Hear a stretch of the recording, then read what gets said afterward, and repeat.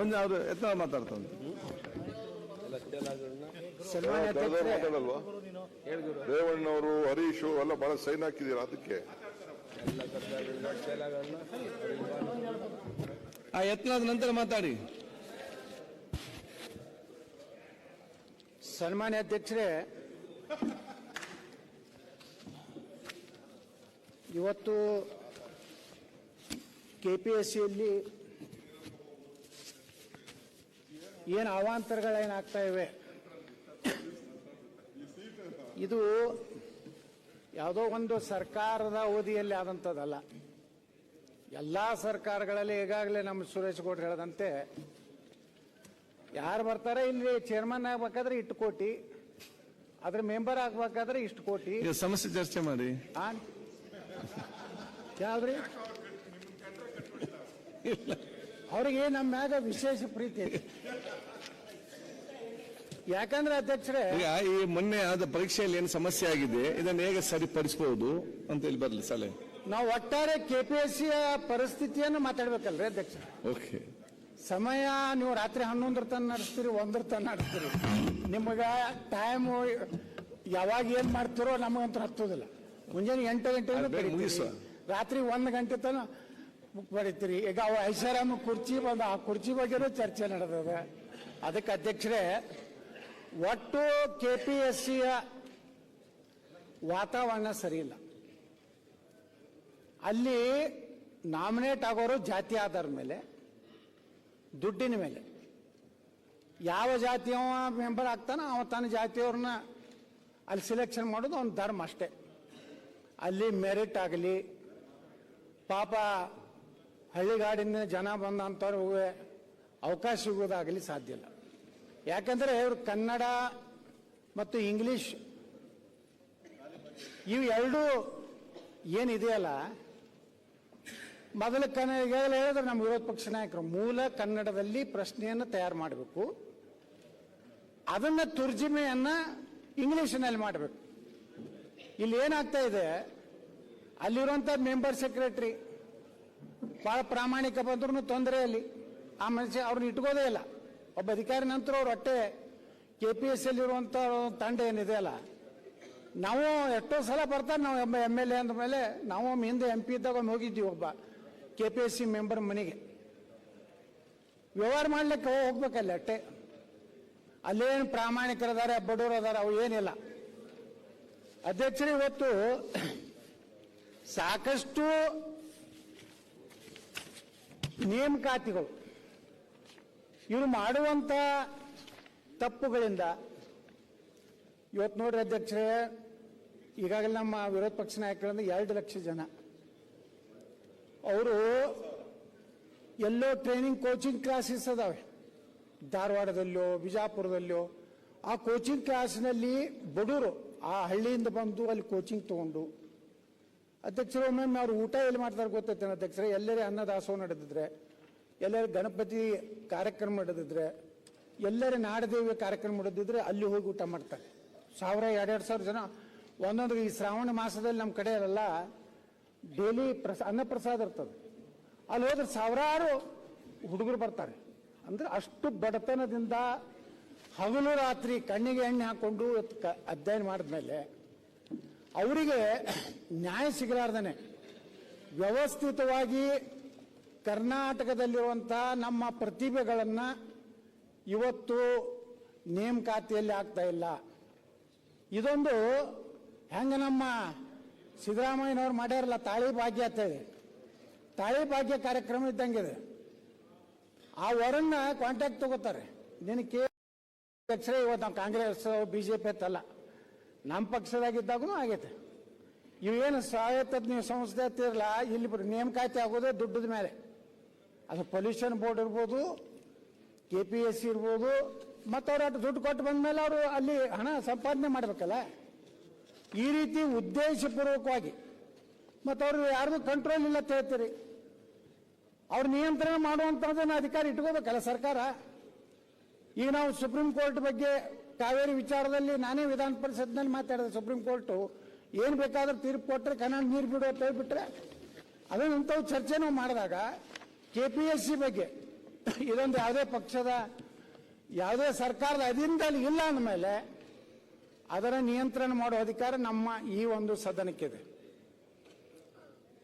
ಇಷ್ಟೆಲ್ಲ ಅವಾಂತರ ಆದ್ರೂ ಸಹ ಇಷ್ಟೆಲ್ಲ ಹಗರಣಗಳು ಇವತ್ತು KPSL ಸಾಕಷ್ಟು ಮಾಧ್ಯಮಗಳಂತರೂ ನಿರಂತರವಾಗಿ ಇವತ್ತು ಇಲ್ಲಿ ನಡೀತಿರುವಂತಹ ಭ್ರಷ್ಟಾಚಾರದ ಬಗ್ಗೆ ಅವ್ರು ಮಾಡ್ತಿರುವಂಥ ತಪ್ಪುಗಳ ಬಗ್ಗೆ ಆದರೂ ಮುಖ್ಯಮಂತ್ರಿಗಳು ಸಹ ಮಧ್ಯಸ್ಥಿಕೆ ವಹಿಸಿದ್ರು ಸಹ ಅವರು ಯಾರಿಗೂ ಕೇರ್ ಮಾಡದೇ ಇರುವಂಥ ಇವತ್ತು ನೀವು ನಾವೊಬ್ಬ MLA ಆಗಿ KPSCಗೆ ಹೋದರೆ ಸುಪ್ರೀಂ ಕೋರ್ಟ್ ಹೈಕೋರ್ಟ್ನಲ್ಲಿ ಈಸಿಯಾಗಿ ಒಳಗೆ ಹೋಗ್ಬೋದು.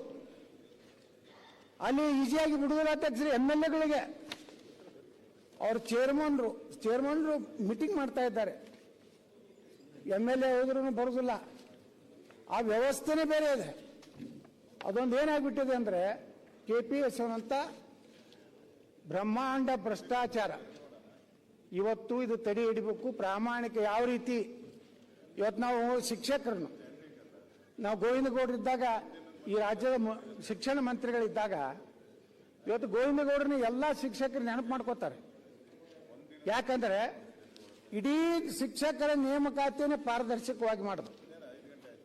ಇವತ್ತು PSI ಹಗರಣ ಏನಾಯ್ತು? ಮುಚ್ಚಿ ಹಾಕಿಬಿಟ್ರಲ್ಲ. ಯಾವನೊಬ್ಬ ಏನು DGPನೇ ಅವನು ಒಯ್ದು ಹಾಕಿದ್ರಿ, ಬಿಟ್ರಿ ಬೇಲ್ ಮ್ಯಾಗ. ಯಾರ್ಯಾರು ಅದರ ಆರೋಪ ತಿಳಿದ್ರಿ ಎಲ್ಲಾನು ಬಿಟ್ಬಿಟ್ರಿ. ಅಂದ್ರೆ ಎಲ್ಲಿ ಅದೇ ಕೋರ್ಟ್ಗೆ ನೀವು ಸರಿಯಾಗಿ ಸಮರ್ಪಕವಾಗಿ ನೀವು ದಾಖಲೆ ಕೊಡುದಿಲ್ಲ. ವ್ಯವಸ್ಥಿತವಾಗಿ ಅಲ್ಲಿ ನಮ್ಮ ಸರ್ಕಾರದ ಪರವಾಗಿ ವಾದ ಮಾಡೋರು ಸಹಿತ ಸರಿಯಾಗಿ ಮಾಡದೇ ಇರೋದ್ರಿಂದ ಅವ್ರ ಈಗ ಮತ್ತೆ ರಾಜಾರೋಷವಾಗಿ ಅಡ್ಡಾಡ್ತಾ ಇದ್ದಾರೆ. ಮತ್ತು ಅವ್ರು ನಮ್ಮ ಮಗಳು ಬಂದು ಫೋಟೋ ತಕ್ಕೋತಾ ಇದ್ದಾರೆ. ಈ ರೀತಿ ಅಧ್ಯಕ್ಷರೇ ಏನು ಮಾಡಿದ್ರು ಸಹ ಇವತ್ತು ನಾವೇನಿವತ್ತು KPSCಯ ಪರಿಸ್ಥಿತಿಯನ್ನು ನೋಡ್ತಾ ಇದ್ದೀವಿ. ಇದು ಯಾರಾದರೂ ಕೇಳಬೇಕಲ್ಲ. ನಮ್ಮ ಸರ್ಕಾರ ಬಡವರ ಪರವಾಗಿ, ನಮ್ಮ ಸರ್ಕಾರ ದೀನದಲಿತರ ಪರವಾಗಿ ಎಲ್ಲರೂ ಘೋಷಣೆ ಕೊಡ್ತೀವಿ.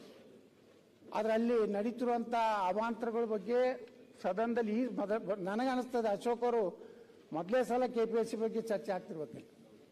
ಇನ್ನೊಂದು ಯಾವತ್ತಾಗಿಲ್ಲ. ಇನ್ನೊಂದು ದೊಡ್ಡ ಪ್ರಮಾಣ ಭ್ರಷ್ಟಾಚಾರ ಇದೆ, ಪೊಲ್ಯೂಷನ್ ಬೋರ್ಡ್ ಅಂತೇಳಿ. ಅಲ್ಲಿನೂ ಇದೆ. ಏನು ನೇಮಕಾತಿಗಳು ಇವ್ರು ಏನು ಮಾಡ್ತಿರಲ್ಲ ನೀವು. ಹಿಂದೆನೂ ಆಯ್ತು, ಮುಂದೆನೂ ಆಯ್ತು.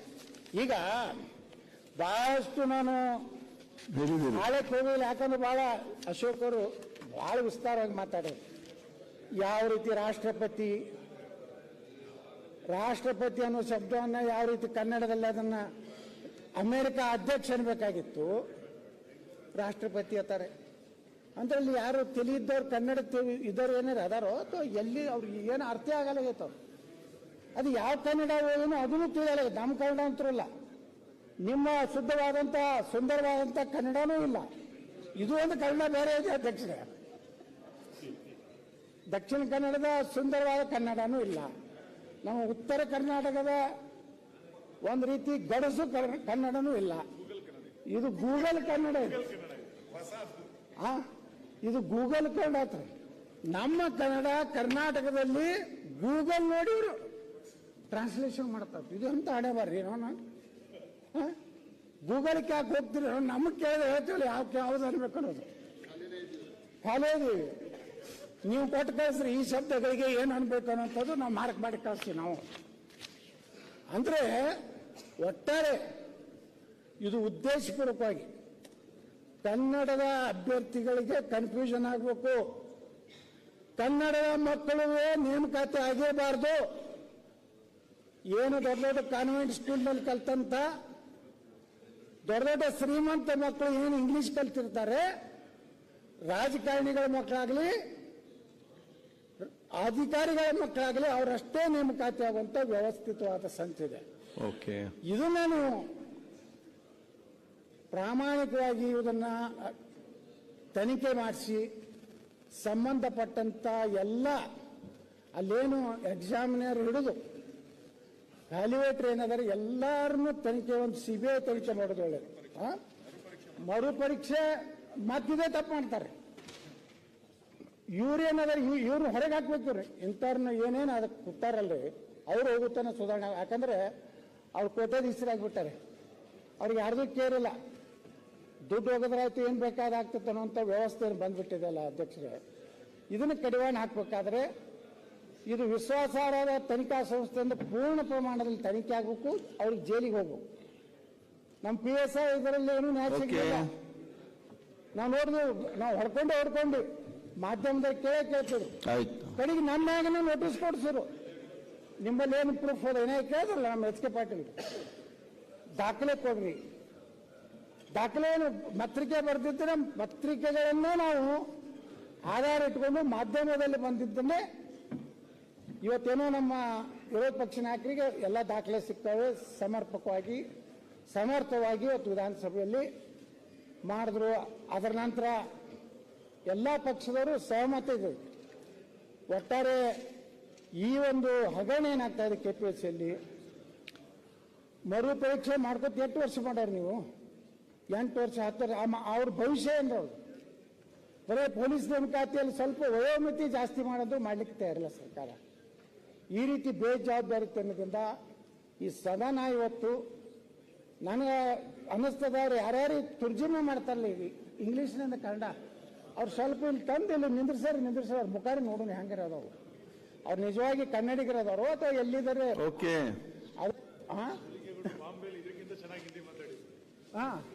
ನಮ್ಮ ಶಿವಲಿಂಗೇಗೌಡರು ಇಂಗ್ಲಿಷ್ ಸಬ್ಜೆಕ್ಟ್ ಮಾತಾಡಿ. ಬಾಲಕೃಷ್ಣ ಅವರೇ. ಅಧ್ಯಕ್ಷರೇ, ಇದನ್ನ ತನಿಖೆ ಆಗು. ತಾವು ನೀವೇ ನೇರವಾಗಿ ಪತ್ರ ಬರ್ತಿದ್ದೀರಿ, 59 ತಪ್ಪುಗಳನ್ನು ಮಾಡ್ಯಾರ್ತ ನೀವು ದೃಢೀಕರಿಸಿದ್ದೀರಿ ತಾವು. ಅಂದ್ರೂ ಸಹ 59 ಬಿಟ್ಟು ಎಷ್ಟು ತಪ್ಪೋದು ನೆಕ್ಸ್ಟ್ ಇದಕ್ಕೆ 79. ಇನ್ನೊಮ್ಮೆ ನಮ್ಮ ಅಶೋಕ್ ಅವರು ಮತ್ತೆ ಪರೀಕ್ಷೆ ಮಾಡ್ತಾರೆ, ಆಗ 115 ಆಗ್ತಾವೆ. ಕಡಿಮೆ ಆಗು ಏನ್ ಮಾಡ್ಬೇಕು, ಹೀಗೆ ಪಾಯಿಂಟ್ಸ್ ಹೇಳಿ ಏನ್ ಮಾಡ್ಬೇಕು? ತನಿಖೆ ಮಾಡ್ಬೇಕು. ಅವ್ರಿಗೆ ಅವ್ರನ್ನ ಮೊದಲು ಅನಾಮತ್ ಇಡ್ರಿ, 2 3 ಇಟ್ಟು ಅವ್ರನ್ನ ಮರು ಪರೀಕ್ಷೆ ಮಾಡ್ರಿ. 30 ಕೋಟಿ ಅದು ಏನು ಸರ್ಕಾರದ ಹೊರೆಯಾಗಿದೆ ಅಂದ್ರೆ ಅವ್ರ ಮೇಲೆ ಓಕೆ ವಸೂಲಿ ಮಾಡಿ. ಸರಿ ಮಾಡ್ಕೊ. ಈಗ ಪಾಪ ಅವರು ಏನು ಹಿಂದೆ ಬರೆದ ಎಕ್ಸಾಮ್ ಅವ್ರಿಗೆ ವಯಸ್ಸಿನ ರಿಲ್ಯಾಕ್ಸೇಷನ್ ಕೊಡಿ, ಕೊಟ್ಟು ನ್ಯಾಯ ಕೊಡುವಂತ ಕೆಲಸ ಸರ್ಕಾರ ಮಾಡಬೇಕು. ಸುಮ್ಮನೆ ಇದೇನಂತಾರ ಇದನ್ನು ಏನೋ ಒಂದು ಉತ್ತರ ಕೊಡುವಂತದಲ್ಲ ಅಧ್ಯಕ್ಷರೇ. ದಯವಿಟ್ಟು ತಾವು ನಿರ್ದೇಶನ ಮಾಡಬೇಕು ಸರ್ಕಾರಕ್ಕೆ, ಇದು ಸಂಪೂರ್ಣ ತನಿಖೆ ಆಗ್ಬೇಕಂತ ನಾವು ವಿನಂತಿ ಮಾಡ್ತೀವಿ. ಬಾಲಕೃಷ್ಣ.